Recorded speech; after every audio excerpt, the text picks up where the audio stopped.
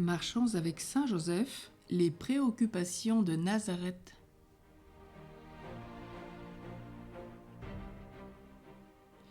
Joseph a interrompu son travail, son regard s'est élevé vers le ciel, comme pour y chercher le repos dont il a un si grand besoin. Mais bientôt, il s'abaisse sur Jésus. Le ciel n'est-il pas dans sa maison ? Jésus l'encourage, ce qui lui fait verser d'abondantes larmes, ému de tant de grâce unie à tant de majesté. Les saints ont aimé faire leur sujet de méditation du bonheur que saint Joseph eut, pendant 30 ans environ, de jouir continuellement de la compagnie de Jésus. Considérons à leur exemple la vie sainte que mena saint Joseph dans la compagnie de Jésus et de Marie. Deux grandes préoccupations dominèrent cette vie cachée, que nous pourrions appeler la vie contemplative de Joseph à Nazareth. Procurer la gloire de Dieu, plaire à Dieu. Joseph n'avait d'autre préoccupation que de procurer la gloire de Dieu. Comment cela ? L'exemple de Jésus le lui apprenait, lui montrait que la plus grande gloire que l'on puisse procurer à Dieu, c'est l'accomplissement parfait de sa sainte volonté, l'union complète de notre volonté à celle de Dieu, la fusion de notre volonté dans cette grande et divine volonté, parce que c'est là le véritable anéantissement de soi-même devant la grandeur de Dieu, le plus bel hommage qui se puisse rendre à son domaine sur toutes ces choses, le meilleur secret de la perfection qu'il désire ardemment voir s'établir dans nos âmes.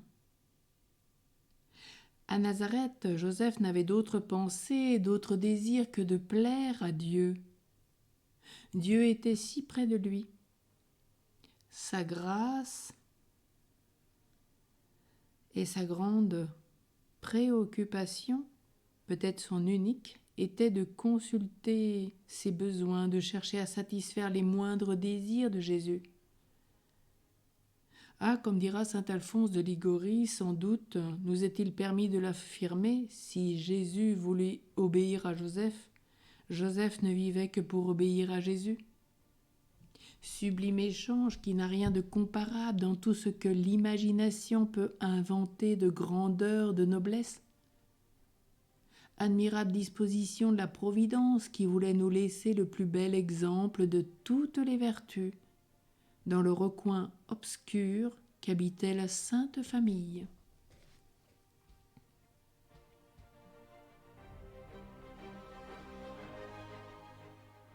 Peut-être aujourd'hui comme résolution pourrions-nous pratiquer la soumission à la volonté de Dieu comme Joseph l'a vécu en union avec lui.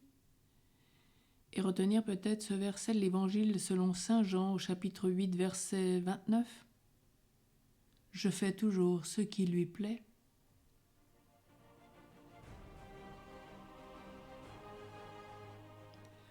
Aujourd'hui, nous méditons sur les médailles de Saint Joseph, c'est par l'abbé Plumier. Ce prêtre du diocèse de Marseille, mort il y a peu d'années en odeur de sainteté, avait beaucoup désiré la construction d'un édifice destiné à abriter les orphelines. En fin de jour arriva et Monseigneur Cruis va répandre sur la première pierre de cette maison comme les prémices de ses bénédictions en priant avec la liturgie. Tandis que, avec la truelle d'argent, le prêtre allait sceller cette pierre, objet de tant de désirs, on vit l'abbé Plumier s'approcher de la pierre avec une émotion profonde et y verser ce que contenait sa main et qui produisit en tombant un bruit de monnaie. « Que mettez donc vous là, monsieur l'aumônier ?» lui demanda-t-on avec surprise. « Ce sont, dit-il, des médailles de Saint Joseph. » Puis, avec bonhomie, il répéta « Quand les rois font bâtir des palais, ils placent dans la pierre des monnaies frappées à leur effigie. Or faut-il bien mettre ici les médailles du saint patriarche, car c'est lui seul qui peut construire cette maison. Chacun sourit de cette naïve confiance, et peu de jours après, les rieurs recevaient de lui en diverses fois des sommes qui se sont élevées à plus de 5000 francs, et qui ont prouvé, une fois de plus, combien pour la réussite, il faut s'abandonner au glorieux Saint Joseph pour voir la réussite des affaires temporelles. Prions ce jour. Ô mon Saint protecteur, par cette prompte obéissance que tu as toujours témoignée aux volontés de Dieu, obtiens-nous de Jésus la grâce d'obéir parfaitement aux divins préceptes. Obtiens qu'au milieu de tant d'ennemis, notre âme qui fait le voyage vers l'éternité ne perde jamais la compagnie de Jésus et de Marie jusqu'au dernier soupir de notre vie. Ainsi accompagnées, toutes les peines de cette vie et la mort même nous seront douces et chères.